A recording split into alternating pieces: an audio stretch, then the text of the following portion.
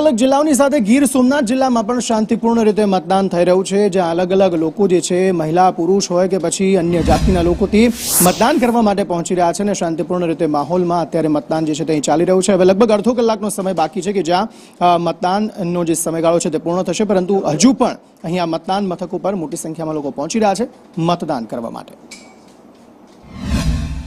સૌથી વધારે અત્યારે યુવાઓમાં ક્રેઝ દેખાય છે।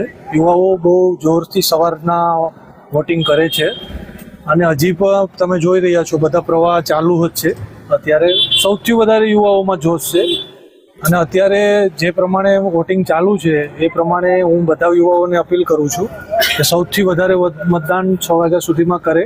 37% મતદાન થયું અને શાંતિપૂર્વક ચાલુ છે અને સૌથી સારામાં સારું મતદાન થશે। અમારી આશા છે 65 થી 70% મતદાન થશે સાંજના 6 વાગ્યા સુધી। લોકશાહીમાં ચૂંટણી એક બહુ મોટું પર્વ હોય છે। તમામ લોકોને આપના માધ્યમથી અપીલ છે કે એમાં વધારેમાં વધારે મતદાન કરે।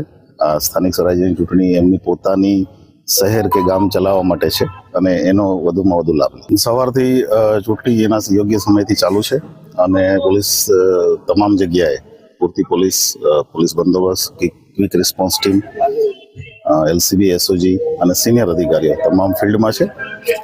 ચૂંટણી શાંતિપૂર્વક અત્યારે ચાલુ રહી છે અને એના યોગ્ય સમય મતદાન પૂરું થઈ જશે।